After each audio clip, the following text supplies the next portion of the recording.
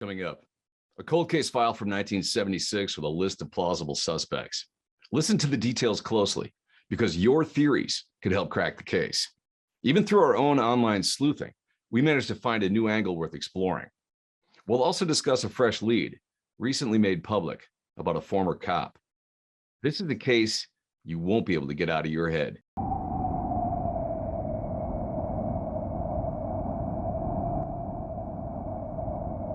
Warning.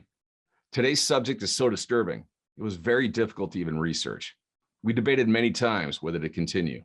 But one of the reasons why monstrous predators like those we'll encounter in the story get away with so much for so long is that no one wants to look at their crimes. It's just too difficult. So the public doesn't bring the kind of sustained pressure needed to make politicians, prosecutors, judges, and cops take the necessary action. However, we also discovered a more rewarding reason to proceed. While much of today's story centers on the worst type of human depravity imaginable, we also found something else, something more reassuring, a true hero, someone who, using her own resources and determination, has stayed on the case, trying to expose the truth. Someone who has doggedly fought for justice for a childhood friend. Someone who did all this despite incredible personal adversity. And her fight continues to this day. Which brings us to the third reason we went ahead with the case. The case remains unsolved, and your help could make a difference. Indeed, as you'll see, we even found a new possible lead on our own, just by searching online. So we encourage you to do the same and to help bring justice for the victim. Now, one last thing before we begin. There are hints that this case might be much bigger than anyone could have imagined. There are signs of a large conspiracy, one where child predators not only work together, but do so under the protection of powerful institutions. It's August 1976. Heat stifles the city of Lawrence, a decaying old mill town just north of Boston. Crime levels here are among the highest in the nation, and police resources are limited. Melanie Perkins lives in the projects with her mom and her 3 older brothers. She's only lived here a short time, but she's become best friends with a boy whose family also recently arrived, Andy Puglisi. Now, Andy has the kind of bright smile that makes him stand out in a crowd. He has kind eyes and almost always seems to be holding his baby sister, Mandy. He loves football and baseball, and he's the protector of his 4 siblings. That day, like most hot summer days, Andy set out for the Higgins State Pool, just across the street and slightly down the road. In fact, the pool is close enough that if Andy's mom opened the door and called out to her son, as long as the pool wasn't that crowded, he would hear her loud and clear. However, Andy never returned home from the pool that day. In fact, he was never seen again. The case remains officially unsolved, but there are several strong suspects. This is a case where the police made false statements in order to put the public at ease, a case where crucial evidence disappeared from police custody, where a psychic made tantalizing claims before himself disappearing, and where child predators actually work together to satisfy their fantasies. Most troubling, it's a case where some of our most powerful institutions failed to protect, or even worse, purposely exploited those most vulnerable among us. The stadium projects consist of 2-story duplexes in the shadow of Lawrence Municipal Stadium. The Higgins Memorial State Pool sits across the street. And in 1976, adjacent to the pool was the town dump and its ever-smoking mounds of trash. Right beyond that, snaked the interstate highway. And if your window was open on a warm summer night, you could hear the howl of 18-wheelers devouring pavement. In between the highway and the pool was the Chapman River and a sliver of woods that grew on either side. The Chapman River is referenced in the official court documents of the Salem witch trials as the place where the devil baptized his minions and made them sign his book. In this troubling story, we'll encounter monsters that would make even the devil blush. Melanie and Andy's families, like most in these projects, were led by single mothers. If ever a population was vulnerable to predators, this was it. These were not people connected to City Hall or to the police department. Father figures were in short supply. The problems of families in the projects were low priority for the city. If suspicious men were lurking under streetlights or along the river or cruising around in unmarked vans, little could protect the hundreds of children from whom the stadium and town dumps served as their backyard. And the predators are fully aware of all this, because, shockingly, they were working together. Not just those from Lawrence, but also those from Higgins, Thibodeau, and Chapman. They were but from a wide area that reached from Rhode Island to Maine. Word was out. Lawrence was an easy mark, and no place was easier than the stadium projects, just minutes from escape into the interstate highway. Through our research and interviews, we've learned that some very powerful institutions might have reasons for wanting to hide the truth about what was going on in Lawrence in the shadows. Those institutions might include elements of the Catholic Church or of the Lawrence Police Department. But one disturbing connection we found was a notorious nightmarish facility that may have played a crucial role in propelling amateur predators into the professional ranks. August 21st. Andy and Melanie hang out at the pool all day with hundreds of kids. They talk with the usual dread or excitement about going back to school. Here and there, the leaves on a tree begin to turn yellow, a harbinger of impending fall. The Red Sox are in a historic pennant race with the Yankees. Kids sneak into the nearby Showcase cinemas to see the Bad News Bears. Schoolgirls hold crushes on Peter Frampton. Boys have posters in their bedrooms of ABA star Dr. J, famous for something brand new, the slam dunk. Disco dominates the Billboard 100. Artists such as Diana Ross and the Bee Gees, Barry Manilow writes the songs that make the whole world sing. Boys approaching the age of junior high discover classic rock on local radio stations such as WAAF out of Worcester. They wear Led Zeppelin t-shirts and burn through cassettes of Aerosmith, the so-called bad boys of Boston.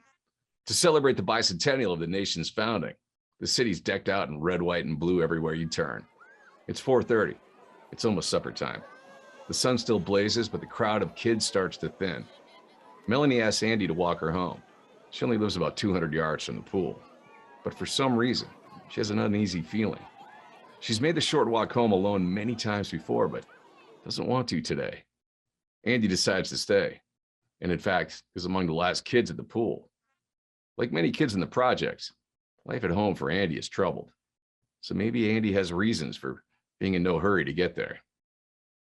As we'll see, early in the investigation, police indeed suspect somebody from Andy's own circle might be responsible for this disappearance. To this day, it can't be ruled out. So Melanie's 11-year-old brother, Jeff, walks her home. When she last sees Andy, he's sitting by the pool talking to a couple of friends. That image has haunted her ever since. The first inkling she has that something is wrong comes when the police ring the doorbell to her apartment at 3 a.m.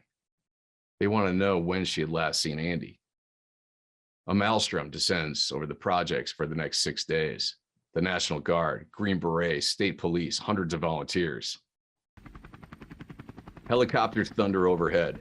News crews set up their trucks and cameras, all of it terrifying for a 9-year-old girl. Police ask her brother to go with them and point out the secret places boys might hang out in, such as abandoned cars turned into forts or little shelters in the woods. The river is dragged, basements are searched, the nearby woods, and the smoking piles of the town dump. And then after 6 days, it all ends. Everything goes quiet again, back to normal. Because the Lawrence police hold a press conference announcing that it is our true belief that he is still alive. From the evidence we have, we feel he's being helped and even given refuge by somebody, and that this somebody will bring him back to his parents. The citizens of Lawrence breathe a collective sigh of relief. Andy is okay, somewhere. Only none of it was true. There was no evidence Andy was anywhere else. There was no evidence he was being helped by someone. There was no evidence of what had happened to him at all. The Lawrence Police Department had simply made this up. Why? Years later, they claimed they were hoping to make his abductors let down their guard. They hoped that turning off the massive public spotlight would help their search proceed unencumbered. This explanation is at best unsatisfying, and at worst, suspicious. Did they just want the story to go away so they could calm a nervous public? Was Andy more expendable because he was just a kid from the projects? Were they possibly covering something up that they were afraid public scrutiny might bring to light? New evidence has emerged, which we'll explore later. We'll tiptoe into the conversation because information on this remains disputed. Most Lawrence cops would have taken Andy's disappearance to heart. Several spent many years pursuing leads on their own time. The resources of the Lawrence Police Department were meager, and they had a lot to deal with in a town plagued by crime and racial strife. There are several heroes involved in this case over the many years it's remained unsolved. And some of those heroes are Lawrence cops or Massachusetts state troopers. But that doesn't excuse the mistakes that showed negligence or possibly even elements of a cover-up. Not only did the police deceive the public with its pronouncement 6 days into the investigation, but crucial evidence went missing, and a primary suspect identified by the police went uninterviewed, despite the fact he was in custody for a similar charge 2 weeks later. Melanie Perkins, whose married name is now Melanie Perkins McLaughlin, is the most prominent of the several heroes of the story. More than anyone, it's been Melanie who's kept the story in public mind. And her work has not only continued to bring new evidence to light, but she has also played a key role in trying to keep one of the key suspects from being released from prison. That suspect eventually was released, but in a very infirm state of health, and he died this past fall. However, it's reasonable to speculate that Melanie's dogged work to keep him in jail helped save other children from going through what Andy did. Melanie and Andy were both newcomers to the stadium projects when they met. When the neighborhood boys didn't want to include her in a touch football game, Andy announced, "If she doesn't play, I don't play." This resulted in mutual crushes. In the tumultuous world of broken families and watered down dreams, these kids had the warmth and safety of each other's affection. After the false announcement by the police, Melanie was left to wonder where Andy went. Was he safe? Would she ever see him again? A few years later, her mother's struggle with alcohol became more severe, and Melanie was taken from her custody. This separated her from her school friends that had become part of her life. Many children never recover from such a troubled start, but not Melanie. She has a kind of bright, energetic mind that makes it hard to keep her down. She went on to study film, worked in the production of such shows as PBS's Nova, and eventually produced her own Emmy award-winning documentary. To go from the stadium projects in state custody all the way to bringing home an Emmy is an epic triumph, the kind of success story that is very rare for a city like Lawrence. Of course, for Melanie, it's not about the awards. It's about solving the mystery of what happened to her friend, and it's about saving others from facing the same fate. There's a considerable list of known suspects. Any investigation of a child's disappearance begins with the family. This is both reasonable and unfortunate. If family members are innocent, are already under great pain from the loss, and it's horrific to add suspicion of guilt to their suffering. There is no evidence anyone in Andy's family had anything to do with his disappearance. Yet, because the case remains unsolved, they can't be dismissed from the suspect list. Andy's mother, Faith, was only 15 when she married Angelo Puglisi, then 19, and became pregnant with Andy. The marriage did not last. By the time Andy went missing, Faith had divorced Angelo the year before and had brought other men into her life. 2 of them were Black, and in 1976, interracial couples were not yet accepted. Certainly, Angelo was enraged about it. Early on, police suspected that either Faith or Angelo had done something to Andy in order to take revenge on the former spouse. Friction between them was evident. Each hurled accusations at the other as the police investigation unfolded. The day Andy disappeared, Andy's mom told Jerome Phillips, a boyfriend then living with them, that he had to move out, and she was ending it. That morning, Phillips sat on the couch, brooding and smoking weed while Andy and his siblings watched TV. It must have been very tense. At 11:30, Faith made soup for her children. Then they went off to Higgins State Pool for the day. Around 3, Andy's siblings came home to eat. Around 3:30, Andy called home from a payphone. The reason why remains unclear. He spoke with his brother Michael. His mother shouted for him to get his ass home, he's in trouble. Andy ignored this order. A lifeguard reported he was still at the pool at 5 p.m. A clerk saw him finally leave alone at 5:45. Why did Andy call home? It cost a dime to make a call in those days, but a dime was significant money to a 10-year-old boy, and he lived just across the street. Why did Andy get his ass home, as ordered? His hungry siblings went back at 3. Andy must have been starving. Why didn't Andy agree to walk Melanie home? He normally would have at 4 p.m. Angelo, his father, was probably still at work in Salem, New Hampshire. At the time Andy left the pool, his former wife, despite their differences, does not suspect his involvement. Faith was home with the rest of the children when Andy went missing. What about Jerome Phillips? He too was home with Faith and the children. And all 3 of them, mother, father, and boyfriend, passed lie detectors. Prior to dating Phillips, Faith had been going with another Black man named James Devines. But at the time of Andy's disappearance. He was living in Alabama. In 1982, Faith would again be with Devines, and she would this time marry him, a marriage that lasted 2 years. So Andy's home life was troubled and full of tension. This might explain his reluctance to come home that day, but there's no evidence to suggest Andy's family was involved in his disappearance. And as it turns out, there were plenty of other suspects, strangers hunting the vulnerable in Andy's neighborhood. An early suspect, and one who still can't be dismissed, was a wayward young man who lived in the projects named Gary Thibodeau. Gary was 10 years older than Andy, and like many in the projects, had an auspicious start to his life. As an infant, he was passed through a car window by his natural mother to Teresa Martin, who had raised him as her own. Gary was immediately pointed to by neighbors in the projects as a suspect, but this could be just a matter of his being a misfit, a high school dropout. He spent much of his time fishing from the banks of the nearby Shawshene River.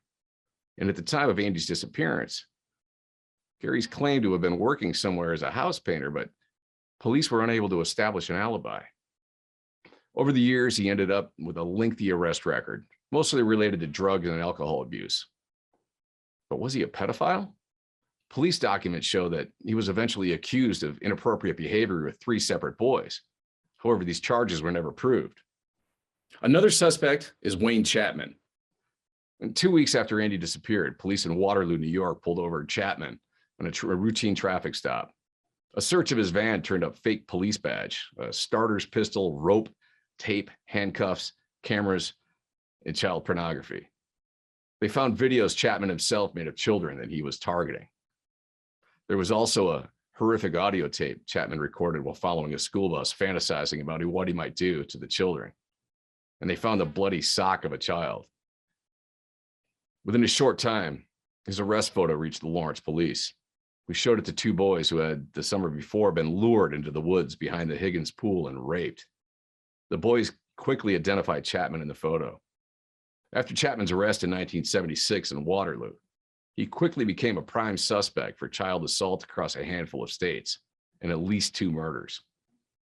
Prosecutors charged him with killing 6-year-old David Lusan in Brockton, but the grand jury failed to indict because no body was recovered. By October, Lawrence police publicly named Chapman a suspect in the disappearance of Andy Puglisi.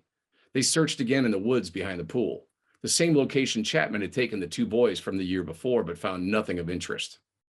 The boys testifying against him reported something very intriguing. When Chapman forced them onto the ground for his assault, they heard clicking from nearby, as though from a camera, and rustling in the brush. They believed someone else was with Chapman, taking photos. They never saw anyone else. It was just their sense that someone else was there. Chapman was found guilty for the abduction and rape of the 2 boys and sentenced to 15 to 30 years. He eventually admitted to having assaulting more than 100 boys, but he never admitted to killing anyone. Several people, including adults, testified to seeing someone looking like Chapman near the pool on the day Andy disappeared. Chapman would have stood out. He was 6'5" and weighed over 200 pounds at the time. Photos show him to have a distinctive bug-eyed expression. Witnesses also described someone asking for help finding a dog, the same techniques Chapman has used the years before to lure his victims.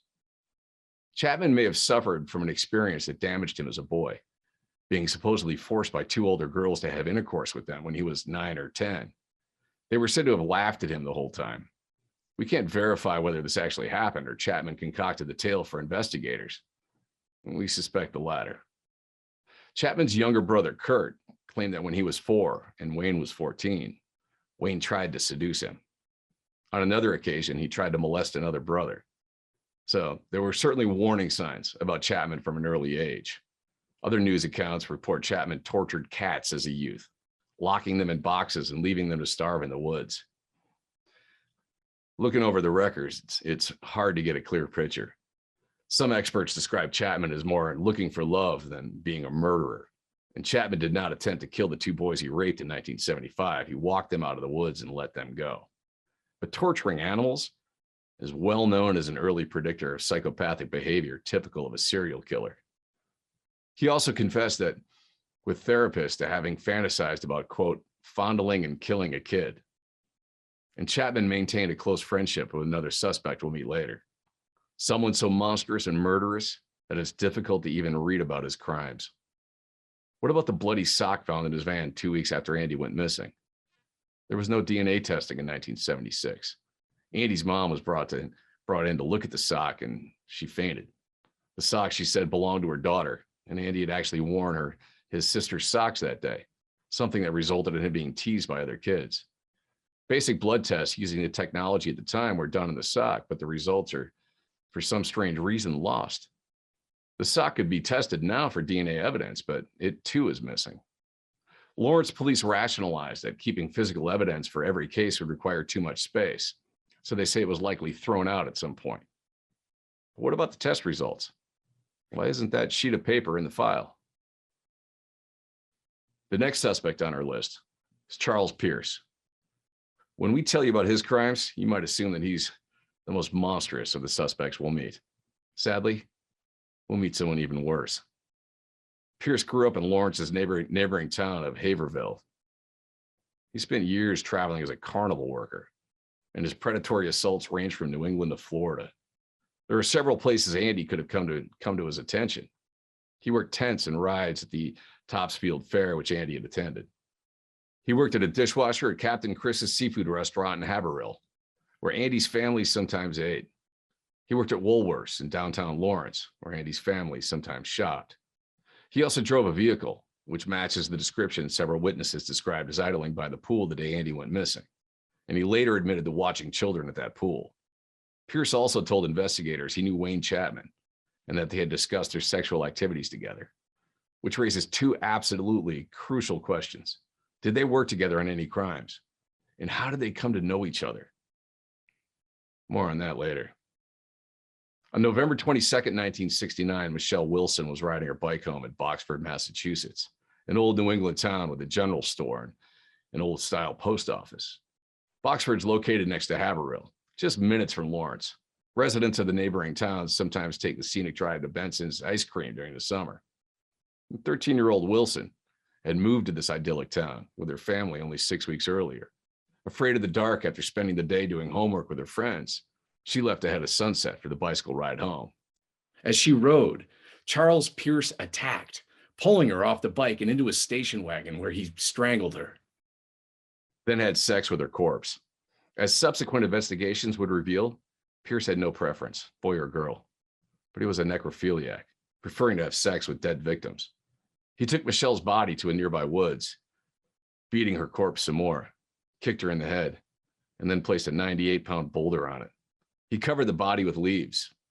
After Michelle was reported missing, an exhaustive search took place, and 19 hours after her death, her body was found.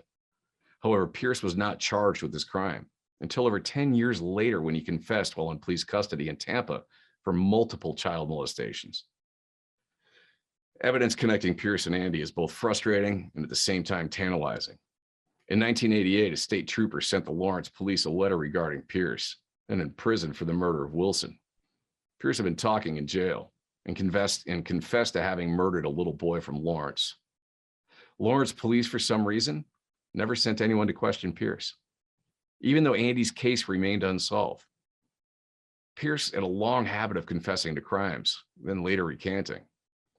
Details in his accounts tended to be confused and didn't always add up. For example, Pierce told people he murdered a young boy in Lawrence in the 1970s. He provided details about a nearby diner and movie theater, and he explained where a lot was that he buried 2 victims. However, the movie theater and diner he referenced had closed in the late 50s. Yet Pierce may have been confused on the details, or perhaps mixing up separate cases. Pierce was born in 1920, so he could have killed Lawrence children both in the 50s and in the 70s. He specifically mentioned killing Janice Pocket of Connecticut and having her corpse with him when he abducted a Lawrence boy with olive skin. He then supposedly buried them both in Lawrence. A police search in the area indicated by Pierce turned up no bodies. Janice Pocket went missing in 1973, Andy in 1976. And the theater and diner referred to by Pierce closed in the 50s. It doesn't add up. The trooper sent another letter to the Lawrence police, but they still refused to interview Pierce. Why? Records of missing children in Lawrence do not go back to the 50s, but there are no known unsolved cases from that time. The most likely scenario is that Charles Pierce was behind many child murders, including at least one in Lawrence, but that he mixed up the details when later talking about them? If Pierce killed Pocket in 1973, he could not have had her body in the van in 1976 when Andy was taken. Yet there was no known missing children from Lawrence in 1973. If Pierce was telling the truth about killing a boy in Lawrence while he had the corpse of a girl in the van, there are two possibilities. Either he took both Pocket and a boy from some other location and drove them to Lawrence, or he abducted Andy in 1976 and had some girl other than Pocket in the van. We looked to see if there might be any missing children from the areas Pierce was known to live or travel in the period before Andy went missing, and we found one possible case: Dorothy Delia Schofield. Researchers with more resources are needed. There could be other relevant cases, or maybe connection to Schofield when ruled out with better information. Dorothy Delia Schofield disappeared in Ocala, Florida, July 22nd, 1976. Andy would disappear in Lawrence on August 21st. Was Pierce in Florida at that time? 3 years later, Pierce would be charged with molesting children in Tampa, Florida. Tampa's a short drive south of Ocala. Pierce would have to go straight through Ocala on a return trip to Massachusetts if he was coming from Tampa. To sum up, Pierce claimed to have had sex with the corpse of a Lawrence boy in his van, alongside the corpse of Janice Pocket of Connecticut. But while Pocket went missing in 1973, the only known Lawrence boy to go missing was Andy in 1976. Since Pierce often confused details in his mind, it's reasonable to speculate that Pierce could have had some other corpse in his van if he was involved with abducting Andy. So if he did actually have the corpse of a young girl in his van, it could not have been Pocket. It had to have been someone else. Schofield was abducted only a month before Andy, but how long can a corpse last in the summer heat? Sadly, there's a more disturbing possibility. The Charlie Project, which lists cold case files of missing children, describes this account. A witness reported have seen a girl matching Dorothy's description 2 hours after she was reported missing. The child was in a convenience store at the intersection of Highway 40 and State Road Highway 314, with one or two adult males. The child was shaking and appeared to be very frightened. This suggests to us the disturbing possibility that Pierce might have made the trip north with Schofield alive, which means the corpse in the van with Pierce and Lawrence in late August might have been relatively fresh. Again, these are speculations. It's possible Pierce was nowhere near Florida in July of 1976, but if the frightened girl in the convenience store was indeed Schofield, and if the witness's account is accurate, her abductor seemed to have had something else, an accomplice. The next subject on our list highlights just how difficult it often is to get a handle on these cases. 10 miles east of the public pool where Andy disappeared is a postcard New England village called Georgetown. Georgetown also shares a border with Boxford, where Pierce killed Michelle Wilson. The center of Georgetown is less than 5 miles from the center of Boxford. In July of 2007, a man in his 50s contacted Detective DeJoy of the Georgetown Police Department to report he had witnessed the murder of a little boy back when he himself had been a boy. The murdered boy was thought to be between 8 and 12 years old. The man's memories of this murder had been recovered in therapy. The former Georgetown resident, who police referred to as Witness X, pointed to a neighbor who lived in the same street when he'd been growing up. Police checked with various agencies but found no missing children during the period Witness X referenced. According to X's account, Peter Haskell, at the time around 40 years old, drove X to an area around Baldpate Pond, put him on his shoulder, and carried him into the woods. They arrived at a spot where Haskell held another boy tied up. Haskell told X, "This is what happens to bad little boys," and then smashed the left back side of the boy's head, killing him. Haskell then placed the rock on a carefully constructed pile, each rock representing another victim. Haskell told X he and a friend had been building this pile for years, but police could find no reason at this time to question Haskell. As we'll see in these cases, sometimes the police drop the ball, and sometimes the police themselves might be covering up the actions of rogue cops. However, more often than not, we find heroic cops trying to protect the public, trying to get the truth, but hampered by lack of evidence or probable cause. From the gritty streets of the stadium projects of Lawrence, it's a straight drive east to get to Georgetown, and it feels like a trip back in time. In the 1970s, the red brick smokestacks in Lawrence still painted the sky in black, as its dying factories churned out textiles, paper, and shoes. Georgetown, on the other hand, looks much as it did before the industrial age, with its colonial-era homes and bucolic streets. Peter Haskell coached youth sports his whole life. By the time Witness X came forward, he was in his 70s. But police needed something more than repressed memories to draw him out. X lived in Florida, but had returned to Georgetown in his determination to bring justice to Haskell. He stayed in the area and visited the police multiple times. On one occasion, he finally gave the police the probable cause they felt they needed. X had instructed them to tell Haskell, back left side ahead. X was referring to the boy he'd seen killed, figuring it would provoke a reaction from Haskell. But the police cleverly decided to use this as an excuse to contact Haskell under the logic that X was threatening him with a blow to the head. So they asked him to the station to discuss it. Haskell came to the station with a friend police referred to as Witness A. This was reported to be Haskell's gay lover, and possibly his accomplice. Haskell told police that he indeed remembered X, who had been a neighbor. Asked why X might have threatened him, Haskell said it was because he had once turned the boy into police for breaking into his house. Police confronted X with Haskell's claim. X admitted he had broken into the house when he was 10 or 12. He said Haskell had a cellar which he would never let anyone near. So X had broken into the house in order to see what was in the cellar. Imagine you're a 10 or 12-year-old boy, stairs creaking as you descend into the gloom, worrying that the murderous Haskell will return at any moment. Before we came back to see what X finds in the cellar, let's pause to consider aspects of this account that already don't quite add up. X was around 6 years old when Haskell carried him on his shoulders into the woods to witness another boy being killed. Then 6 years later, X sneaks into Haskell's house to visit his suspicious cellar. That would have required very unusual courage. Also, because X describes Haskell as not allowing anyone into that cellar, we can assume that he was a regular visitor at Haskell's home. Apparently, Haskell was friends with X's mother. So for us to buy into X's memories is accurate, we have to accept that at 6 years old, he witnessed a murder, then continues to visit the home, perhaps with his mother, and at 10 or 12 years old, breaks into the house to sneak into the cellar. Then while Haskell learns X has broken into his house, he actually calls the police. But if Haskell had allowed X to watch him kill a kid and Haskell had something he wanted to hide in his cellar, would he really call the police? As we'll see, the story gets stranger.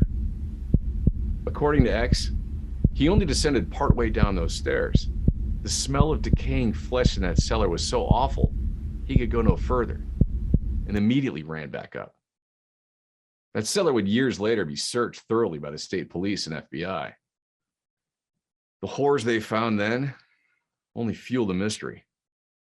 Let's refresh the timelines. According to X, he was 6 when he witnessed the murder of a boy between 10 and 12. This would have been around 1970. No children in the area were reported missing at the time. Around 5 or 6 years later, X attempts to visit Haskell's cellar. This would be around 1975, 1976. Andy Puglisi went missing in 1976. By 2012, 5 years after Haskell emerged with this repressed memory, Haskell finally consents to search of his property by state police with a cadaver canine. The dog finds nothing. However, Haskell claimed the cement floor to the cellar had been poured around 1970. Whether this was corroborated by other evidence, we don't know. During this initial search, something odd was found, however. A large box of kids' ID cards. Detective Rodden of the Georgetown Police wanted to take the cards and return them to the boys, but Haskell grabbed them from his hands, insisting he be allowed to keep them.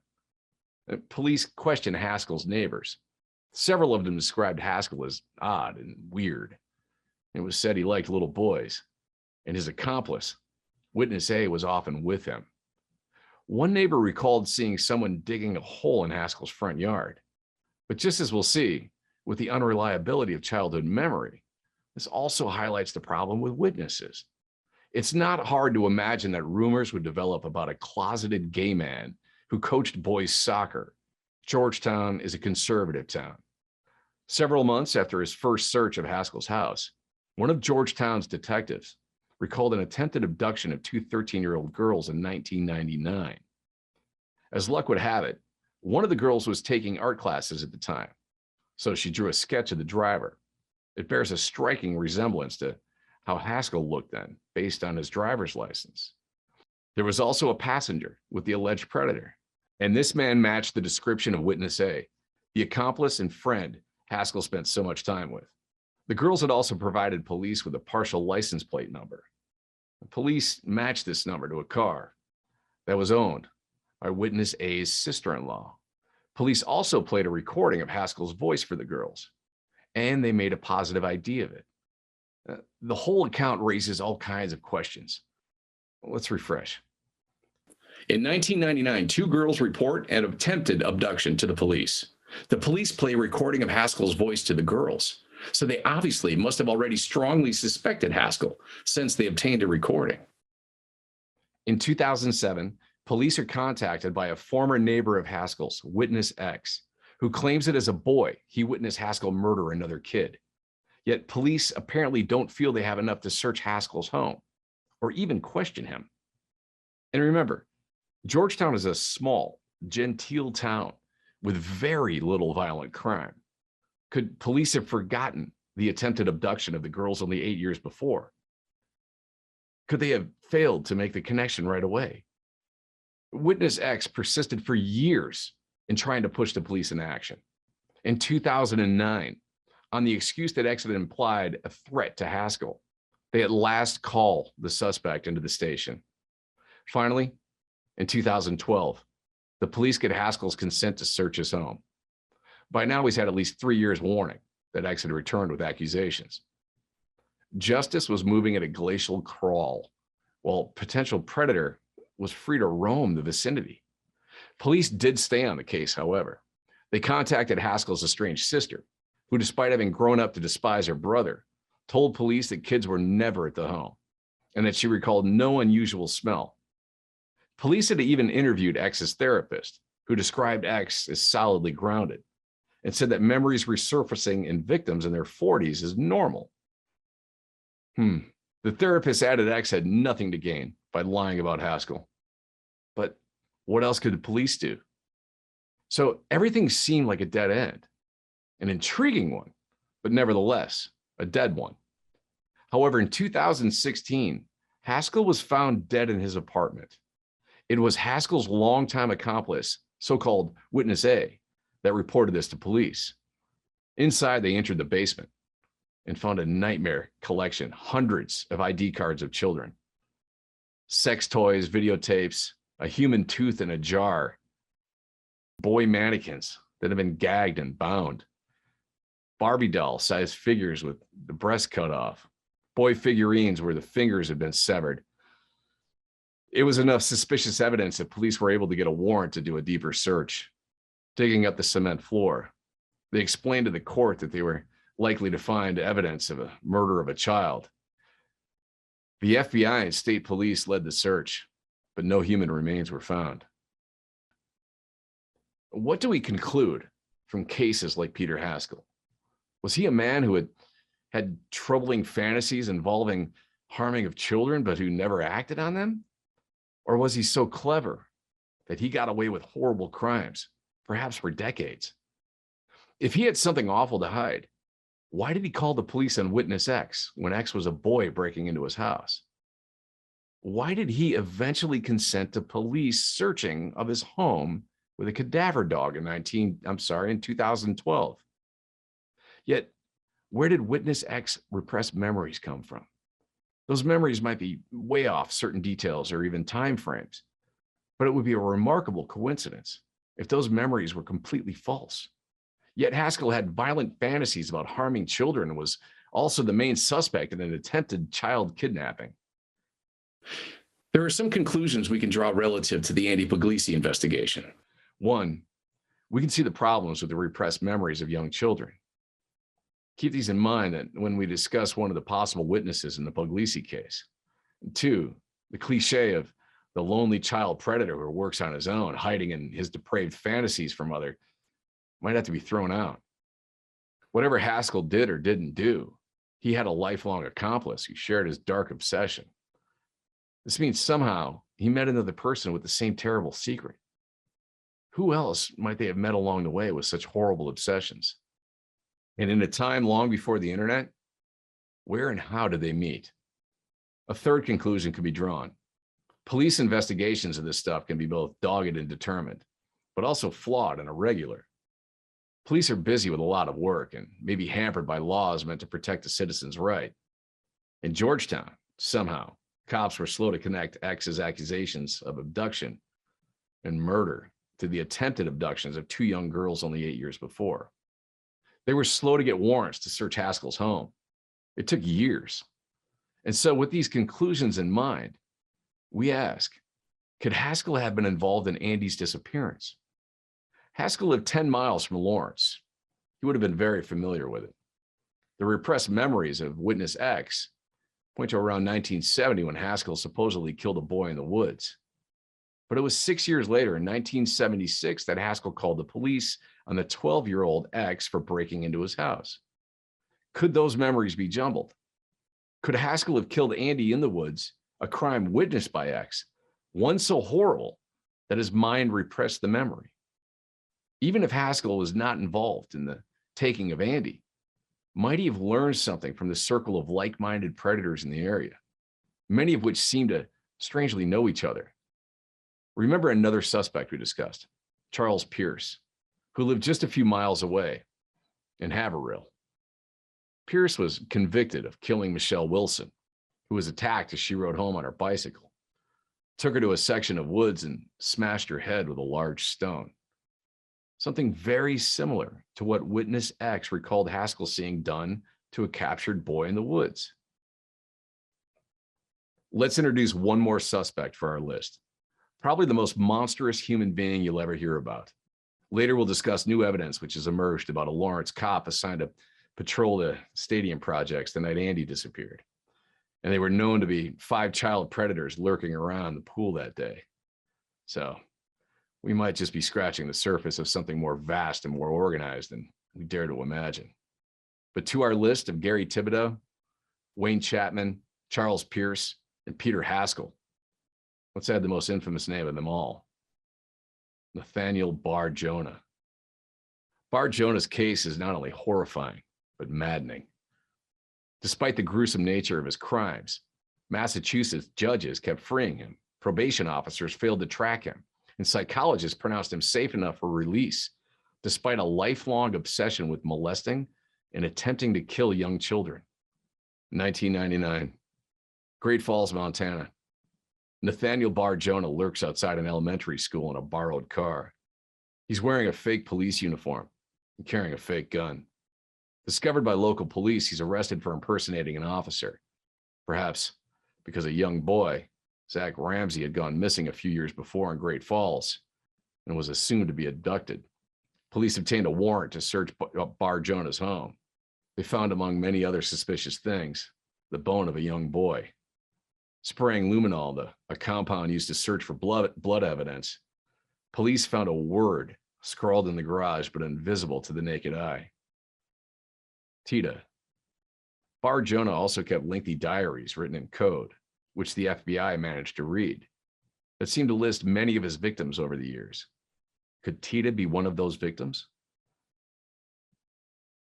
2,000 miles away in New England, where Bar Jonah spent most of his life and where he left dozens of victims, was an unsolved crime from 1973.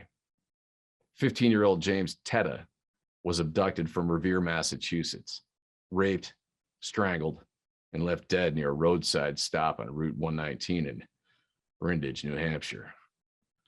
To give you a sense of the geography from Revere, You might drive straight north on Interstate 93, picking up Route 119 in Lawrence about a half hour later. There you could follow it to New Hampshire, about another half hour to the location where Tetta's body was found. If you're starting to get the sense that multiple predators were working this area, using the highway system to hunt children and dump their bodies, so are we. And most disturbing, these people might have been working together.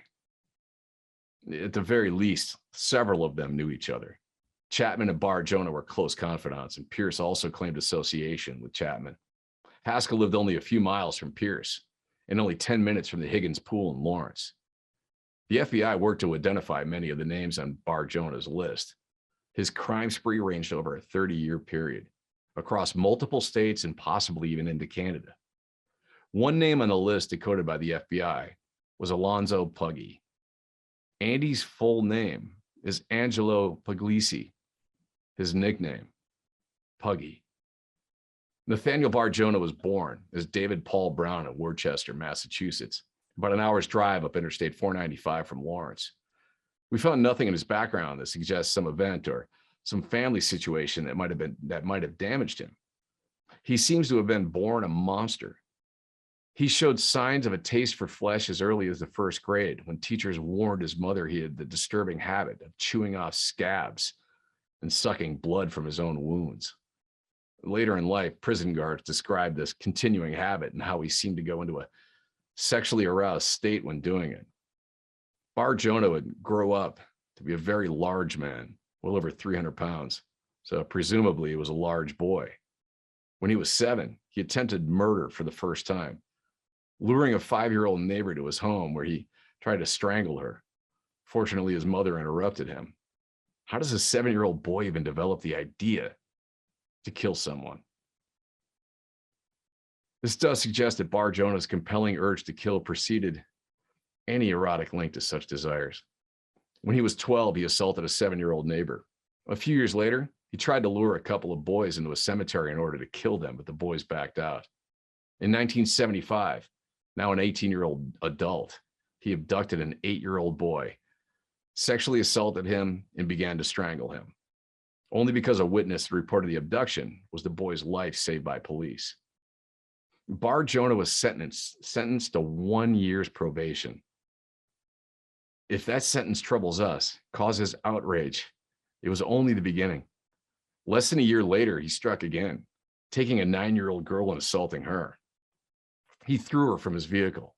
When she went into convulsions, he was again caught and again released, despite being on parole. Are you sensing a pattern here?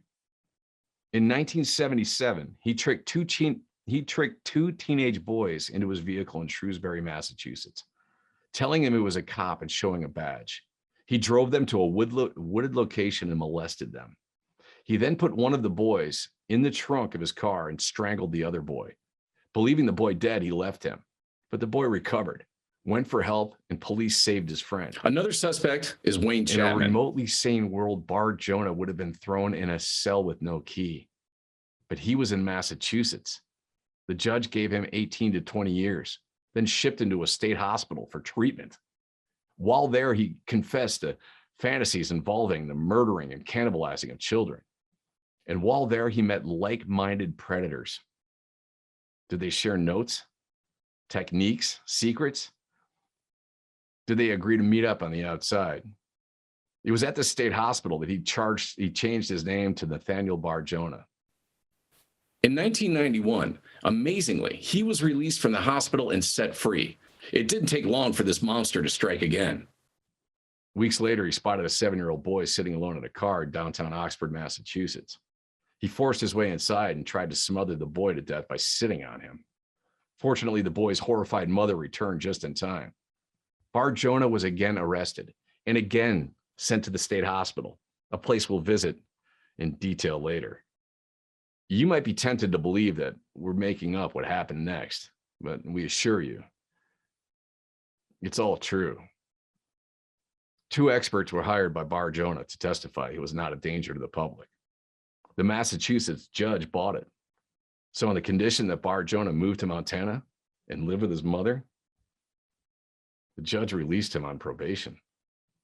Bar Jonah arrived in Montana and over the next decade molested and killed more children than we'll ever know. He enacted all those nightmarish fantasies he confessed to doctors in Massachusetts. He hung children from the ceiling of his apartment, tortured and killed them, butchered the meat, and fed it to the neighbors in stews and burgers. It's even thought he fed the meat of a murdered boy to the child's unsuspecting mother. Now, you might prefer to believe that the system of doctors, prosecutors, judges, and parole officers who handled Bar Jonah are an anomaly, that such things can't happen anymore. But can we be confident of that? You see, some people are raised not to believe in monsters, and that belief is instilled so deeply that even when they come face to face with a monster, these people don't recognize it for what it is. And the monsters learn this very early on. There are a lot of heroes in the story, many of them who would go unnamed. There were Lawrence and state police that stayed on the story and cooperated with Melanie Perkins McLaughlin as she pursued the case for over 25 years. There are private citizens who, like Melanie, continue to search for new leads. We'll see a little later how one such citizen has been chasing a new and disturbing angle involving a Lawrence cop who had been patrolling the projects on the very night Andy disappeared, and who was later fired after being caught in his police car with underage kids in a compromising situation. But of course, more than anything else, it has been the relentless work of Melanie herself that has kept Andy's cold case alive. It's been an emotional roller coaster for her. First, her friend disappears and a massive search takes place in her neighborhood. Then the police announce they believe Andy is alive and being sheltered somewhere. But as the weeks and months go by, there are newspaper reports of suspects such as Wayne Chapman and a bloody sock. Still, Melanie had reason to hope she would one day see her friend again. Life was hard in the Perkins home. 4 kids raised by a single mother who went on severe bouts of drinking and dabbled in dealing drugs. Over the next few years, those bouts became more severe. And by the time she was 12, the state had to step in, taking Melanie from her mother's custody. Eventually, she moved in with an aunt and an uncle. And under this more stable environment, she thrived, becoming a member of the National Honor Society and winning a college scholarship. She graduated from college cum laude and went on to help produce educational shows like Nova and The American Experience. But during the 1980s, occasionally a story would surface in the local newspaper, the Lawrence Eagle-Tribune, which revealed the police had eventually concluded Andy had likely been abducted and killed. And individual Lawrence police officers kept the investigation going, searching possible locations for a body and even bringing in a psychic, whose intriguing claims will soon go over. So gradually, Melanie came to realize that her friend had become a cold case file. As she approached the age of 30, she decided it was time to take things into her own hands. She contacted the Lawrence police, who graciously did what they could to help her. She spoke with the state therapist, who had worked with some of the suspects when they were in custody. She visited with members of Andy's family, who she had not seen since leaving the project. She interviewed witnesses, pored over evidence, and called on the public to bring forth any new information. This is a process that began in the late 1990s and goes on to this day. It's a ride with ups and downs, unexpected twists and turns. She sought to bring justice to anyone involved in the disappearance and closure to the family. But mostly, she just wanted to find her friend. Eventually, the Boston Globe got wind of her investigation, and in 1999 ran an 8-part series on it. And several years later, she completed her documentary, Have You Seen Andy?, which won an Emmy Award. You can find that documentary on HBO. A lot of what we're discussing here is based on her dogged work. If you have any new information, please go to our website, haveyouseenandy.com, and contact her. The link is provided below. If you have your own theory about what might have happened to Andy, please feel free to post it here on our channel. New evidence is still emerging, as we'll soon get to, and most of it comes from the work of regular citizens. There is much to be uncovered, not just about Andy's case, but about child pornography rings and other powerful interests that Melanie believes might have played a role in Andy's abduction. There are many heroes in the story, but you too can play your part just by showing interest, by reposting the story, by contributing your theories, adding your research. What did witnesses at the pool report that day that Andy disappeared?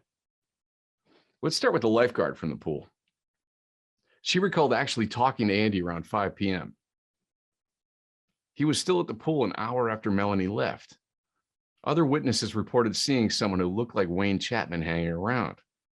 We should note that his testimony would have come weeks after Andy's disappearance, because Chapman didn't become a suspect until he was arrested in Waterloo, New York, a couple of weeks later. So it's very hard to know how much weight to give these reports. Memory is malleable and easily influenced by newspaper reports. In fact, 6 witnesses actually remembered Andy being with someone who looked like Chapman. Again, no way to know if this testimony came before or after Chapman was identified publicly as a suspect. Others testified that someone at the pool had been asking for help finding a dog. One witness, who had been Andy's age in 1976, years later, claimed an adult male asked him that day for help finding a dog. He refused, but remembered seeing Andy leave with this man, presumably to help find his dog. Another lifeguard recalled someone who looked like Chapman returning to the scene of the crime the very next day and asking what the search was about. A mother claimed her daughters reported someone who looked like Chapman following Andy into the locker room. But by far the most terrifying and compelling testimony came years later from a 10-year-old boy who had been 4 at the time Andy went missing. Ray Clark told police that he and Andy had gone into the woods to help a stranger find his dog. But on a path in the woods, Andy spotted 2 men ahead lurking in the brush. Sensing danger, Andy yelled for the younger Ray to run. The woods flank the narrow river basin, and right as you leave the trees, you hit a steep embankment that leads to the grassy area outside the pool. The boys had to climb to this to reach any hope of safety, a daunting challenge for a 4-year-old boy. If Ray's memory is accurate, we can add Andy to the list of heroes in this story. Ray, according to his account, kept stumbling on the hill, and Andy, who could have tried to escape on his own, stayed behind Ray to push him forward. This might have cost Andy his life. Upon reaching the top of the hill, Ray turned around to see where Andy was, and he saw the 2 men assaulting him on top of a large boulder. With Andy screaming for help at the top of his lungs, Ray didn't know what to do. Eventually, he ran back to the pool for help, but there was no longer anyone there. He kept quiet about what had happened for 6 years. When Melanie began her research in 1998, none of this was in the files police gave her. She found a report of Ray's account in 1982 in the Lawrence Eagle Tribune. After a long search, Melanie got in touch with Ray, who, with tremendous courage, agreed to tell his story to her on camera. You can find this terrifying interview in her documentary, Have You Seen Andy?, which is on HBO. Melanie believes Ray's memory is accurate, and that weighs a lot, because no one has studied the details of this case more closely, and she has interviewed Ray on more than one occasion. Yet police do not consider the account credible. And to be fair, we have some doubts as well. Not that we doubt Ray's honesty, not at all. It's a question of how reliable those memories are. Ray was only 4 years old when Andy went missing, and he never told anyone until 6 years later when he was 10. It's understandable why a 4-year-old boy might be too scared to talk. But we know now how malleable the human brain is and how tricky memory formation can be. It's very easy for false memories to form. Consider Ray's situation. He's 4 years old, and suddenly the police are everywhere, helicopters thuddering over rooftops, soldiers marching, search dogs sniffing, and on everyone's lips is speculations about what happened. Rumors sweep the projects like wildfire. His mom would have turned up the TV anytime news about Andy came on. After Chapman's arrest in Waterloo, New York, 2 weeks after Andy's disappearance, everyone would have heard about how he tricked kids into the woods to help him search for a dog. Every kid in the projects would have been talking about that. In this traumatic atmosphere, impressions were forming in his very young mind. Then in 1982, the Andy story is again in the local headlines. A Lawrence cop determined to solve the case has taken the unusual step of flying in a psychic from Texas. Again, the news crews swarm into the projects. Again, the police search behind the pool. And it is now that Ray remembers something from 6 years ago. Just loose impressions at first, vague images. But he tells a counselor at school who alerts the Lawrence police. The police officer that responded, Patrolman Mike Corelli. It can be difficult to evaluate the actions of police in cold cases from long ago. Sometimes methods seem flawed or inexplicable to the modern eye. It can be hard to distinguish between heroic cops doing their best with limited tools and cops that are making mistakes where they should have known better. Hard to distinguish between a heroic cop and one whose methods and motives are suspect. And we want to be fair.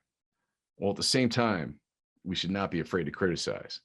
Melanie interviews Officer Corelli in her film, and we encourage you to watch and form your own opinion. He comes across as a sincere guy who just wanted to solve the case, but there was also some red flags.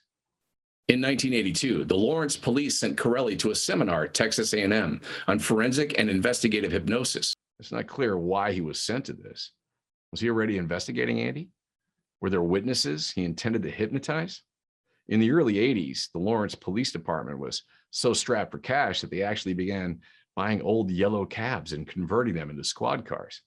These comical vehicles stuck out like sore thumbs, and no doubt patrolmen were humiliated to have to drive them. Yet the department flew Corelli more than halfway across the country to attend a seminar on hypnosis. If Corelli had the Puglisi case in mind, what witnesses did he intend to hypnotize? As it turned out, he used what he learned in order to put a 10-year-old Ray Clark under hypnosis. Was this the reason he went down to Texas, or did he only learn of Ray's story when he got back? While down there, he met the psychic Andrew Barnhart, who was described in the Globe article from 1999 as the keynote speaker. Did Corelli go down there with the primary goal of meeting the psychic? According to Corelli's account, after Barnhart gave his presentation, the Lawrence cop approached and told him he was investigating a missing person back home. The psychic absolutely blew him away with what he eventually said. He told Corelli the boy was dead and that the body was still there. He added that the place he was buried was sometimes wet, sometimes dry. This was all he told him in that first encounter. To us, this sounds like the kind of vague BS a fortune teller might say. But in subsequent conversations, the psychic gave details that were incredibly specific, which turned out to be accurate. Before we get to those, it's worth making the following observation about psychics. We don't dismiss the possibility that psychic visions are real, and an honest investigator should be willing to use any tool that works. However, while there might be some real psychics, it's certainly the case that there are a whole lot of hucksters out there, and what they're looking for in order to take advantage of are true believers. Corelli flew down to a hypnosis seminar where a psychic was the keynote speaker. It's safe to guess that Corelli was somewhat of a believer before he ever left Massachusetts.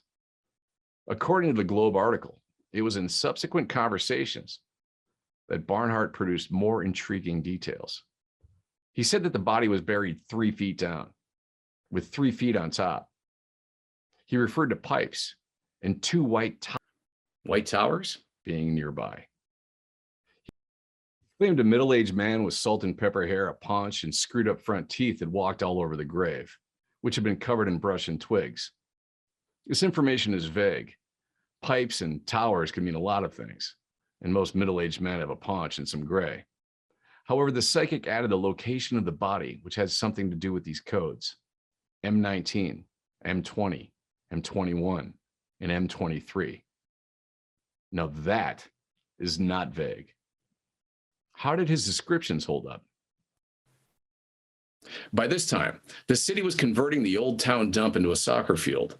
The goals, already built, consisted of pipes and posts. White towers? The contractor for the job was said to fit the description of the middle-aged man. Of course, many contractors would have. But then a shocking and intriguing piece of information was supposedly discovered. A city engineer had assigned a series of grid numbers to that part of the city, and the former dump was given M20, M21, and M23. Only M19 was missing. Barnhart also portrayed Andy's assailant: slight build, mustache, greasy hair, and a gimpy left leg. All of this would fit Wayne Chapman. The psychic also said Andy had not been intentionally murdered. He said a rag had been stuffed in his mouth, and while being raped, he had an epileptic seizure. Andy, it turned out, suffered from mild epilepsy. These claims by the psychic were kind of impressive, right? So donations were taken for a new fund to fly Barnhart out to Lawrence. After his arrival, Barnhart pointed to a location where the body would be found. A backhoe arrived, along with a big crowd of reporters, all of which supposedly spooked Barnhart. So we went home. A year later, Corelli dipped into the Charity to fly Barnhart back, this time to visit with Chapman in prison. But after the psychic and the suspect spoke by phone, Chapman's lawyer put a stop to it. The psychic was introduced to Andy's hopeful mom. She gave him articles that had belonged to Andy, including a favorite toy and a notebook filled with Andy's poems.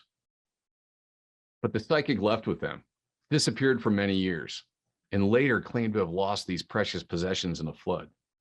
Something else of intrigue came to light. Remember the M19 designation that didn't match up with the other map spots? Turned out that number on the grid was exactly where the two boys were raped by Chapman in 1975. Police searched the wooded area yet again. No human remains were found. The weird accuracy of these visions suggests one of two possibilities. Either Barnhart really does have powerful psychic visions of what happened to Andy, or he's a fraud. If he's a fraud, we have to consider how he came to know the odd details he reported as visions. This was a time long before the internet, and in Texas, you would have seen no reports about Andy's case. How then? One possibility is that overeager cops, or maybe just Corelli, unknowingly fed him details. The main skill of the fortune teller is to probe the mark with vague questions and draw out information without the mark being aware. But some of the details, such as the number codes for the map, M19 and so on, are way too specific. It's highly unlikely Barnhart could have gleaned these numbers from conversations with unsuspecting police. Either someone from Lawrence was purposely feeding him information, or he really is a psychic. For us, it's a difficult choice. Either Barnhart's powers are real and amazing, or Corelli himself helped coordinate a hoax. Watch Melanie's documentary and decide for yourself. But in this light, let's now consider the testimony of Ray Clark. In 1982, the Andy case is back in the local news because Officer Corelli flew Barnhart up to Lawrence. This is around the same time Ray began having memories from the day Andy was abducted. He reports these to a counselor at school who informs the police, who send an officer to interview him. Officer Corelli. He puts Ray under hypnosis to try to flush out suppressed memories. Remember, Corelli had recently traveled to Texas in order to learn this very technique, and that's where he met the psychic. So what exactly happened in this session with Ray? We'll never know. It wasn't recorded, and there were no witnesses. But we do note that Corelli was very eager to play a part in solving this case. And what we know now, but didn't in 1982, was just how easy it is to create those false memories, especially with young children. This can be done even innocently through the power of suggestion. Lawrence police did not take Ray's account seriously then or in later years. Officer Corelli suggested to Melanie that his fellow officers didn't want him to solve the case for their own petty reasons. From our perspective, all these years later, it's extremely hard to evaluate. In either case, Ray is a victim. Either he witnessed something horrific and he had to live with all his life, or he's haunted by false memories that first took root in the mind of a 4-year-old that were later nurtured through suspect interview techniques. Watch Melanie's documentary and come back and let us know what you think. One of the most important questions in the Andy Puglisi case is determining whether there were multiple people involved, either in the abduction or in any cover-up. We talked to Melanie while researching this, and she believes there were likely multiple people involved in the abduction. She believes it's probable Andy had been targeted for some time. She also suspects it's possible that producers of child pornography may have joined forces with pedophiles for this type of crime. The pedophiles got to satisfy their urges, while the porn producers obtained product for their market. By working together, they had a better chance of avoiding getting caught, and by linking up with powerful institutions, they obtained a degree of protection. Melanie's taking a painstakingly careful approach before going public with any evidence. She is working on developing a follow-up to her Emmy Award-winning documentary. If you have any new leads, please contact her at her website. Meanwhile, another investigator has gone public with some dramatic new evidence, and we're about to get to that. But first, we'd like to take another look at the evidence already on the table and see how strong the case is for there being more than one assailant involved in Andy's disappearance. First, we have Ray's memories from when he was a 4-year-old boy and saw 2 assailants. According to Melanie in her documentary, Ray is convinced that the man at the pool set them up for the other 2 men in the woods. This implies 3 men involved with the crime. We also have the testimony of the 2 boys raped in that same area the year before, and they had the impression that other people were in the woods taking pictures. Beyond that, we have to apply speculative logic. For example, would Wayne Chapman abduct 2 boys from that pool in 1975, let them go after raping them, then return the very next summer to the same location to do something similar? Wasn't there a high risk of being recognized by those very boys? A more sensible plan might be to have someone else lead a victim into the woods where he waited unseen. The evidence shows that most of the suspects were pretty reckless in most of their crimes. Chapman left witnesses. Pierce only covered Michelle Wilson with leaves. Bar Jonah abandoned victims for dead that were still alive and left a trail of witnesses before he moved to Montana anyway. But maybe working together, some of these guys could more effectively avoid leaving witnesses and evidence. They could perhaps dispose of a body in a way that would never be found. Of course, the times they were reckless, we're more likely to know about those crimes precisely because they were reckless.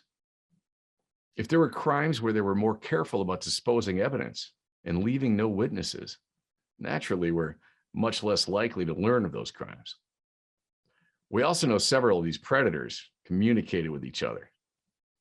The key question: how do they meet? Monsters have to keep their monstrous nature hidden, their terrible urges a secret. So how do they discover others with the same secret?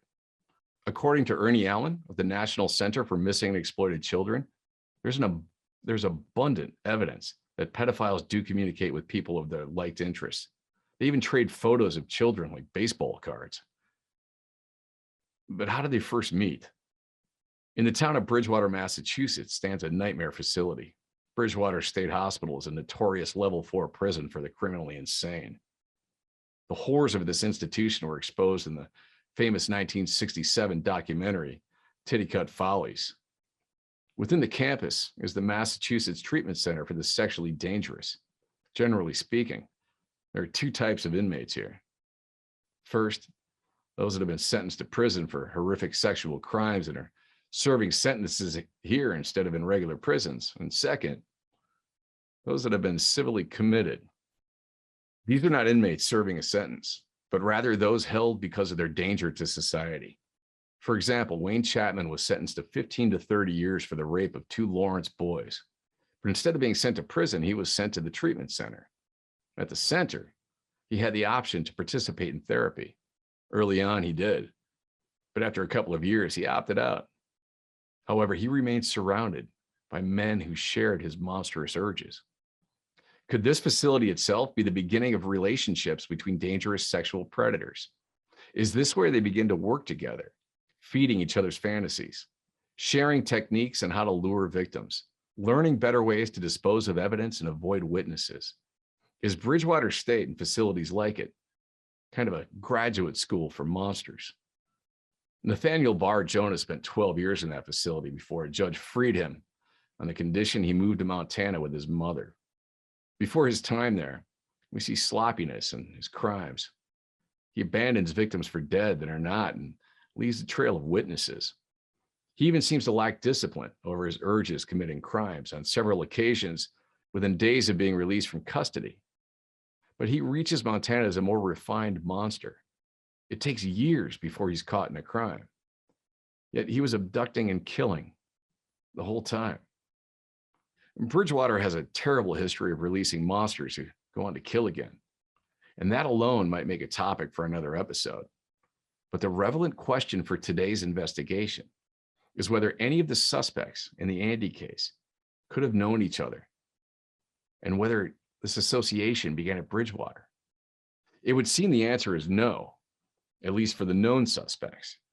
As far as we can tell, none of them had spent time together prior to 1976. However, Andy's body was never found. Is that fact itself a clue? It's reasonable to wonder whether someone involved with the crime had already reached the level of competence that Bart Jonah would later reach in his time in Bridgewater. Someone whose name is not yet on our list, but who might have guided the others. Perhaps the answer lies in Bridgewater's files. Finally, let's get to a dramatic new lead in the case.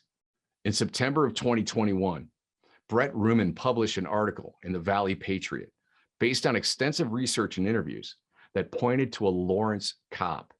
In fact, a Lawrence school safety officer as a suspect. The suspect has not yet been publicly named, but local and state police have been investigating. And the suspect was even subpoenaed to testify in front of a grand jury, but he did not show. Apparently, there's no penalty for New Hampshire residents, which he is now. Disobeying a subpoena to appear before a Massachusetts grand jury. According to an interview with the suspect's brother, the former Lawrence cop is a known pedophile capable of cold-blooded murder. And this patrolman was working the area around the stadium projects from 3 to 11 p.m., the day that Andy disappeared. Now, let's take a closer look. At the time Andy went missing, police would, as far as we know, have had no reason to suspect the officer. But a few years later, he was caught in an unmarked Lawrence police car in the adjacent town of North Andover with underage children from the very same projects Andy lived in. The patrolman was dressed as a woman. He was said to be in a compromising position, and supposedly he was let go from his job with the Lawrence police because of this. Now, we don't know what was meant by compromising position. Was a crime committed and covered up because of his badge? Or was no crime committed? Just something improper enough to result in his getting fired. The officer never became a suspect in the Andy case, but certainly it seems he should have been. Later, he worked as a corrections officer in Massachusetts. It's not reported where. Did this give him further access to the sex offender community? The link for this interview can be found below. In the interview, it also seems Brett suspects the brother somewhat of being a little shady himself. He tells Brett that he almost killed his brother twice, and that they threw a lot of bodies in the river back then. It's not at all clear who was throwing what bodies. He also claimed that there were caves and tunnels that pedophiles used to hang out in back then. According to a Lawrence policeman originally investigating the crime, a woman living in the projects claimed she heard the officer tell Andy to get into the cruiser around 8 p.m. on the night he went missing. This seems a little unlikely, as Andy's family was combing the streets for him by then. But who knows? For example, if Andy escaped from his assailants in the wood around that time, the officer might have picked him up. Now, Andy would have trusted a police officer, and he would have had every reason to be seeking out a police officer at that moment. This is a photo Andy brought home to his mother a few days before his abduction. He told her it was one of several photos taken of him by a stranger. That stranger is almost certainly Andy's abductor. How difficult it must be for Andy's mom to look at a photo knowing this, and yet it's perhaps the last photo of her child. Can we learn anything from the photo? Well, certainly. It shows the abductor was in the area, getting to know children on at least one occasion other than the day of the abduction. It's right in front of the apartments, so the abductor was comfortable being close to where the adults would be. This is a very brazen predator who had no fear that one of the men in the projects would confront him as an outsider, inappropriately taking photos of kids. And yet Andy called him a stranger. So it was not a resident he was familiar with. Was Andy, who only lived in the projects a few months, familiar with all the male residents? Did his newness make him more of an easy target? It's worth asking. Could the person who took this photo have been both a stranger in the projects at the same time someone connected to them? The man taking that photo was right outside the window of the moms or dads of these children. If an adult came out and asked him, "Who the hell are you?" wouldn't he have to have an answer ready? Maybe the abductor had a parent or sibling who lived in the projects who he would occasionally visited. So if anyone questioned him, he could say, "I'm with so-and-so."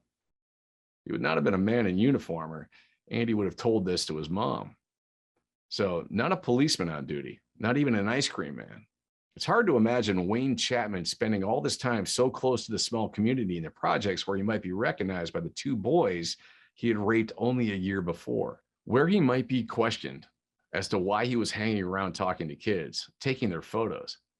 Did any other kids bring home photos taken by the stranger?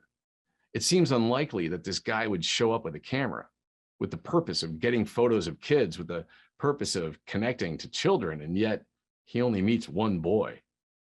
More than likely, this is a technique he has developed over time. At first, he approaches kids in areas that are safe for him: ball fields, parks, playgrounds, places and times where there are no adults anywhere near. His confidence grows over time. Eventually, he's comfortable enough to go right into a neighborhood, right under the windows where moms are making lunch. What does he do with these photos? Maybe like Peter Haskell, he collects them and uses them to fuel fantasies. Maybe he acts as kind of an advanced scout and shows them to other predators so they can target certain kids. But more than anything, it's probably a way for him to make kids comfortable being around him. It's another version of the "can you help me find my dog" trick. Almost certainly, Andy is not the only kid he's taken a picture of and given the Polaroid to. If he's a complete outsider to Lawrence, he's probably done this in other towns. If he has a connection to Lawrence, especially the projects, he's probably taken pictures of other kids and handed them a copy. Maybe some of those photos are inside family albums to this day. These photos could be very useful as new evidence, especially if the kid photographed remembers anything about the man taking the picture. Is there any evidence that this method of operation by the abductor was used in other cities? A method which includes making contact with children in the days before an abduction, taking photos, and giving some of the photos to the children. These predators seem to share tricks and techniques. The ruse of looking for a dog is something various pedophiles used. What about the tactic of using Polaroids to make a connection to kids in order to win their trust? This seems like an effective method. Did anyone else use it? Chapman kept cameras in his van. What about our other suspects? Did Pierce have a camera? Bar Jonah? Were photos of kids found in their apartments? The expert in Melanie's documentary said these guys traded kids' photos like baseball cards. There might be another problem complicating matters and making it difficult to get to the truth. And what if some of these men read in the newspaper about crimes they had nothing to do with and incorporated the details into their own hyperactive fantasy making? Chapman, under Truth Serum in 1976, describes being in Lawrence. He talked about two kids, one bigger, one smaller. He described tying the taller boy to a tree. But even under Truth Serum, his mind could go no further. Taken at face value, Chapman's words tend to indict him, even though he denied being involved with Andy's abduction, and even though nothing he said ever led to the discovery of any physical evidence. But then what do we do with Charles Pierce's claim to having killed a Lawrence boy when Andy was the only boy missing from the city? What do we do with the fact Bar Jonah included Puggy, Andy's nickname, on his list of victims? One might conclude Pierce, Bar Jonah, and Chapman were all involved. But there's another possibility, a frustrating one. Think about Peter Haskell, who clearly had a very active fantasy life involving violent crimes against kids, but who may never have acted on his urges. These guys would have absorbed every detail of abduction cases from the newspapers. It would have aroused them, fueled their fantasies. If these men all maintained vivid fantasies based on cases they read about in newspapers, did it later become hard for them to distinguish between the crimes they had once committed and the fantasies they entertained? This might explain Pierce's confused statement about having the corpses of both Janice Pocket and a boy from Lawrence in his van. It might explain why Bar Jonah listed Puggy on his list of victims in Montana. It might explain why Chapman, under truth serum, put himself in Lawrence with a boy tied to a tree, but could not recall what happened next. Where does this all leave us?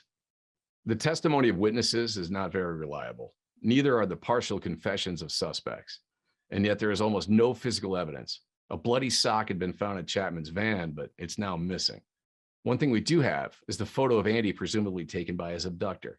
This tells us the predator was comfortable enough being right outside the windows of families of those he was stalking. And it tells us he was spending time in the neighborhood. It also tells us that he was comfortable enough approaching kids and could do so without scaring them off. We might reasonably deduce from this that the predator, or one of them anyway, might have had family in the projects. Maybe a group of predators had a younger accomplice, someone that would more easily connect to the kids, someone who would both a stranger in the projects at the same time connected to them. Or if this involves a team of outsiders working together, maybe they sent in a young man to meet the kids and take photos. Such an accomplice would still only be in his 60s, so might still be alive. A few months after Andy went missing, a major child porn ring was busted in Revere, a short drive south from Lawrence. There's also the dark world of child trafficking, and there is the then secret world of abusive Catholic priests. Some of these were known to cycle through Lawrence. There's still a lot to uncover. Just by going over the case and sharing your theories here on the channel, you're increasing the chances of the truth being exposed.